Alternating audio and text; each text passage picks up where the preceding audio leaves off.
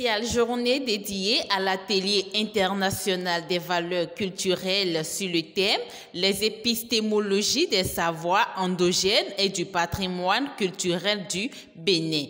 Cet atelier s'est tenu du 20 au 21 juillet 2022 dans la commune de Porto-Novo, 2e arrondissement au quartier de Gondaro, dans la salle de conférence du siège de l'ONG Hope for Africa. Le vaudou, c'est l'amour, l'union et le partage. C'est en amour que la façade se sont constituées ensemble pour assainir le monde du peuple vaudou au Bénin et dans le monde. Au nom du président de la FACEB, au nom du bureau exécutif de la FACEB, je vous souhaite la bienvenue. Merci beaucoup. Débuté à 9h du matin heure Bénin, cet atelier, après l'ouverture des majestés présentes par la vénération des mânes de nos ancêtres et l'allocution d'ouverture de Mito Akplogon, ministre des cultes du roi de Porto-Novo, la conférence commence par la communication inaugurale suivie de débats sur le thème « Genèse et histoire du Fa » dirigé par M. Oke Padonou Sylvain, Bokono Aklasu et consultant Fa. Notre Mao, notre poli, le poli c'est le destin. Pour voir notre Mao, le poli, on va vers le Fa, on va vers Ormila.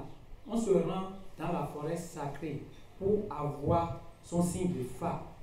Le signe de Fa que vous avez dans la forêt sacrée représente votre destin. Tout ce que vous avez fait sur cette terre, le Fa, votre poli là, il va vous révéler tout ça. Comment tu vas mourir, comment tes femmes seront avec toi dans ta vie quotidienne. Ce que tu vas manger, ce que tu ne vas pas manger. N'étant pas le seul présent à cet atelier, la conférence se poursuit et cette fois-ci avec M. Adibodou Bernard, secrétaire général et porte-parole FACEB, sur le thème Vaudou et religion importée, cas de Haïti. Ce dernier explique et demande aux frères et sœurs africains, haïtiens, américains de prendre au sérieux nos cultures endogènes et de mettre ensuite en valeur la médecine traditionnelle. Et on prend le nom de l'extérieur. Hein? Ça c'est quoi? Est-ce que nous pouvons parler leur langue? Jamais. Le vaudou, Chamba, quand ça vient, ça possède quelqu'un ou quelqu'une et elle peut parler toute langue du monde. Mais ça ne veut pas dire que tu vas aller utiliser un nom autrui. Nous avons dit, nous allons garder notre identité. Nous avons dit, nous allons éduquer nos enfants. Cessons de mettre les noms étrangers dans nos cultures vaudou. Avant la clôture des activités de l'atelier, le professeur Joyce Hope, vice-présidente exécutive de Hope for Africa, parle de son intérêt au savoir endogène de la culture du Bénin et explique pourquoi elle a subventionné cette conférence. Depuis longtemps, la culture endogène du Bénin m'a intéressée, même au début de mon arrivée ici, il y a des années, quand je suis venue pour enseigner à l'université d'Abomey-Calabi.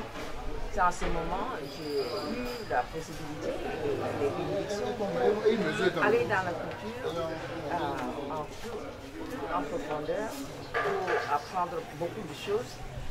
Et chaque fois, j'ai appris autre chose et finalement, je me suis lancée dans la culture moi-même pour prendre les titres et